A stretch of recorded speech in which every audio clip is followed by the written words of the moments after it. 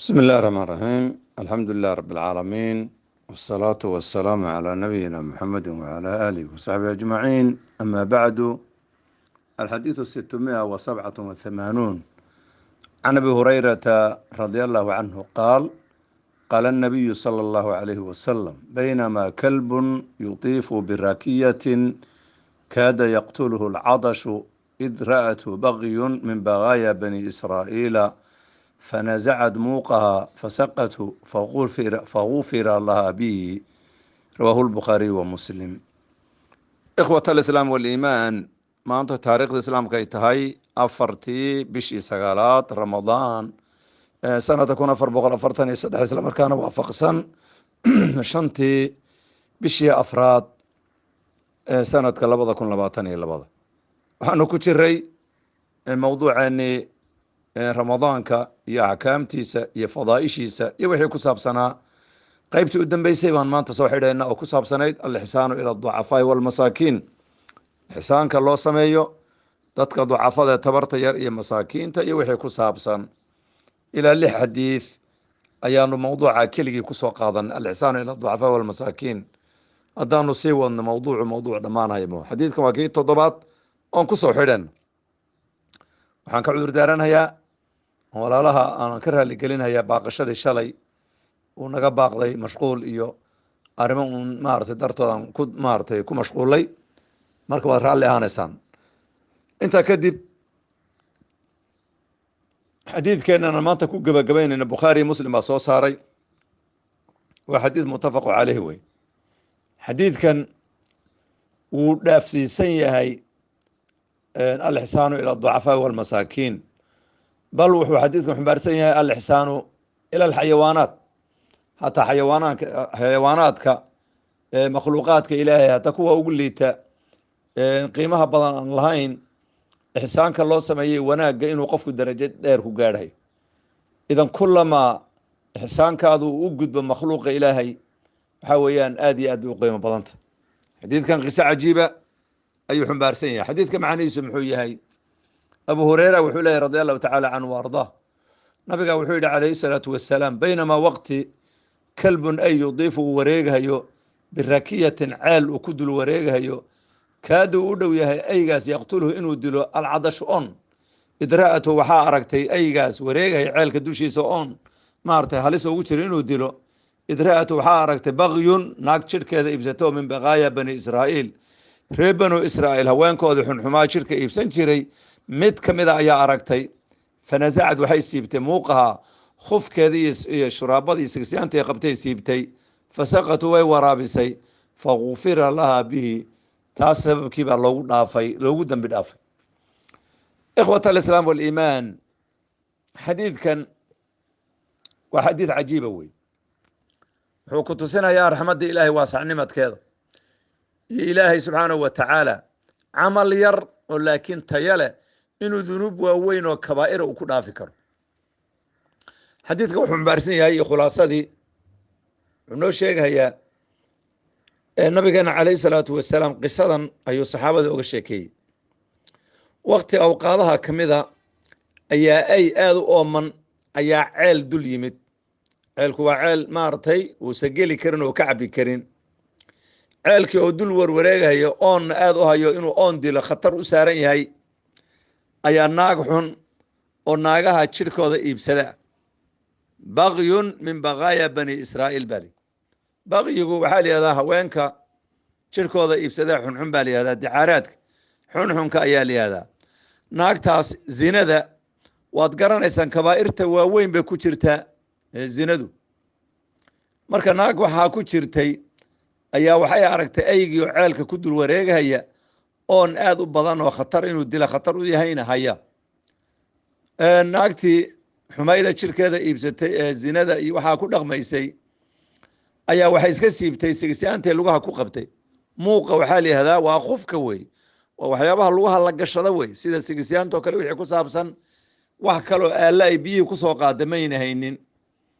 markay kaa muuqa ay siibtay, qufkii iska siibtay, waxay culimmadu leeyihiin ama nusuusta kale ay ku sharxayaan, haddee qof keligii ama sigisyaan lama gelin kara ceel. waxay iska siibtay khamaarkii madaxa maaragtay ay ku xidhatay ayay iska siibtay, way ku xidhay, qofkii bay ku xidhay, kadibna ceelkii bay gelisay, way biyay ku soo qaaday, sidaasi aygii ku waraabisay. macnaheedu qofkeedii oo lugaha ku qabtay bay siibtay, khamaarkii madaxa ugu dubnaayo fasaleetigaana way iska soo siibtay, way ku xidhay. halka waxaad ka garanaysaa ceelku inuusa aad u dheerayn, yani maarata sigisyaantaas iyo masarkii ama fasaleetigii madaxa ugu duubnaa ayaa intay ku xidha bay ceelkii gelisay, way ku soo qaaday. dabcan muuqu ama qofku shay adagoo biyo celiye ayuu ahaa, sidii bay aygii ku waraabisay ilaa uu ka dhergo oo oonkii wixii uu ka baxo. rabbulcaalamiin fagufira laha bihi, sidaasa loogu dembi dhaafay. waxaan rabaa inaan idhahdo ikhwatii fi llaahi, waxaanu ka hadlayna alxisaanu ila aducafaa walmasaakiin walfuqaraa. ay oo xayawaanaadka ugu liita naag jirkeeda iibsato oo dunuubta waaweyn ku jirta dembi ka mida, ixsaanay u samaysay iyo naxariisay u naxariisatay haddii loogu dembi dhaafay oo dembigii weynaa ee kabiirada ah loogu dhaafay, famaa baaluka maxaad u malayn walaal muslima oo abaar hayso, oo baahan, oo gaajo hayso, oo ramadaanna uu ku yimid, maxaad u malayn haddaad gaajo ka quudisi, oon haye aad maaragtay ka waraabisi, ixsaan aad u samaysid, maxaad u malayn? famaa baaluka maxaad u malayn agoon aabbihii waayey haddaad maaragtay kafaalo qaadi? famaa baaluka maxaad u malayn cunug hooyadii ay ka dhimatay oo raje ah, ixsaan haddaad u samaysi? famaa baaluka maxaad u malayn qof waayeel ah oo da-a, cid maaragtay u qumta hawlihiisa aana jirin, ixsaan haddaad u samaysi maxaad u malayn? famaa baaluka wahaakada, weligaaba tiri meel oomana ah ceel haddaad ka qodi maxaad u malayn? meel jahligu ku habsaday taxfiidu qur'aan haddaad ka samaysay maxaad u malayn? meel aadaanka ilaahay uusa ka dhawaaqin, masjidii meel isugu yimaadana aana jirin, masjid haddaad ka dhistay maxaad u malayn? wahaakada meel caafimaad darra hayso dadku, isbitaal haddaad oga dhistay maxaad u malayn? weligaaba tiri. marka ixsaanku iyo wanaaggu qofka dumarkaa oo dembigaa weyn ku jirtay, markii xayawaankaas ay u naxariisatay baa rabbulcaalamiin asna u naxariistay oo dembigeedii maaragtay ilaahay u dhaafay. culimmadu waxay leeyihiin xadiidka waxaa lagu sheegay 3 umuurood oo taafi ah oonan qiimo lahayn. kow, waxaa ka mid a qofkan dumarka oo saaxibatu dembi ahayd, macaasi ku jirtay, jirkeeda iibsanaysay, ficil aad iyo aad u foolxun ku jirtay, qiimo ma leh. taa waa qodob wey. waxaa kaloo lagu sheegay xayawaanaadka ilahay oo abuura xayawaanka ugu liitay oo ay ah ayaa lagu sheegay. waxaa kaloo lagu sheegay aalada ay wax ku waraabisay, khuf buu ahaa, waxyaaba lagu hadlagashadu ah oon qiimo lahayn. 3daa arrimood baa lagu sheegay xadiidka.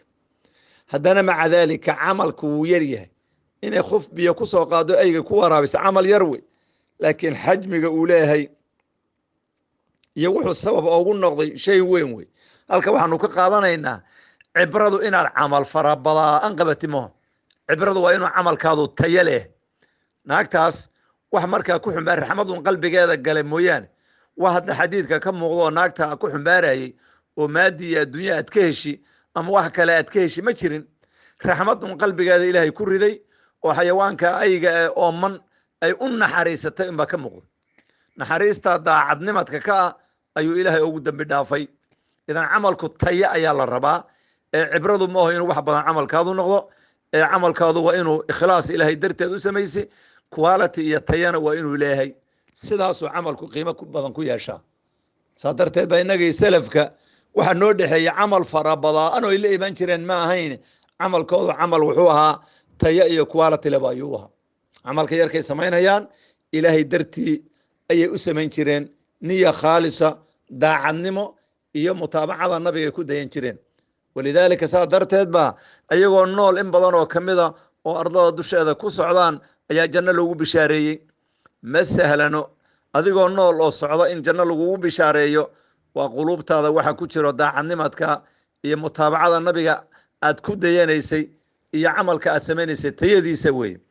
idan risaaladan raba inaan soo gudbiya ikhwatii filaahi waxay tahay, war naagtaa jirkeeda iibinaysay oo xumayd oo camalka macaasiday zinada ku jirtay, ay xayawaan ah oo liita oo oon haya, markay u naxariisatay ayuu rabbulcaalamiin u naxariistay. famaa baaluna maxaad u malayn qof muslima oo qaraabadaa ah oo ehelkaada ah oo baahanood quudisay oomanood biyo a siisay wuxuu u baahnaa aad ka caawisay agoon aad kafaalo qaaday wahaakada idan way kasii daran tahay wey way kasii daran tahay halka waxaanu ka qaadanaynaa raxmadda oo loo naxariiso loo qalbi nuglaado inta tabarta yar hataa xayawaanaadna ha ahaadeene rab waxyaabaha raxmadda ilaahay soo jiida iyo makfirada ilaahay iyo dembi dhaafkiisa soo jiida ilaahay subxaanahu watacaala ridlihiisa soo jiida inay tahay idan ikhwatii filahi naftaydii naftiinaba waxaan u dardaarmahayaa inaan had iyo jeer ixsaanka oo waxyaabaha ugu qiimo badan wey inaan ixsaanka ilaalino macnaheedu ma aho bisha ramadaan waxaa la sameeyo o dhan inay sadaqo unay tahay iyo ixsaanku qayb ka mida wey cibaadaadkaadii kale xuquuqda adiga ilaahay idiin dhexaysay oo ilaahay uu kugu lahaa oo salaadihii cibaadadooda si fiican loo guto soonkaoo la ilaaliyo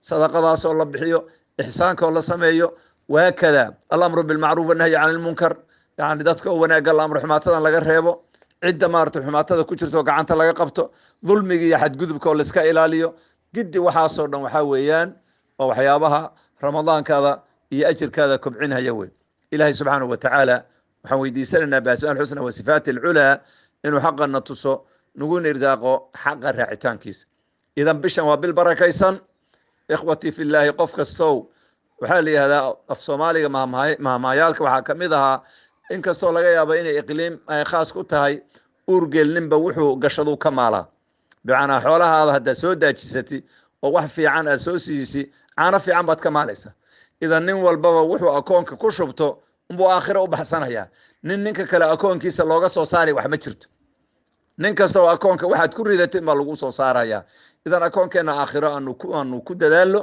aanu wax badan aanu ku ridano ilaahay subxaanahu watacaalana hana waafajiya xaqa xadiidkaas maanta wuxuu u dambeeyaa mawduuceeni alixsaanu ila ducafaa walmasaakiin ayuu u dambeeyaa insha allahu tacaala qaybo kale ayaanu u gudbi doonaa hadduu ilaah yidhaahdo hal mar baan xadiidka lafdigiisa ku celinayaa alxadiidu 687 can abi hurayrata radi allahu canhu qaala qaala الnabiyu salى allahu alayh wasalam baynama kalbun yudiifu birakiyatin kaada yaqtulhu اlcadashu id ra'atu bagyun min bagaya bani israa'iila fanazacad muuqaha فسقطوا فغفر لها به رواه البخاري ومسلم هذا وصلى الله على نبينا محمد وعلى آله وصحبه أجمعين والسلام عليكم ورحمة الله وبركاته.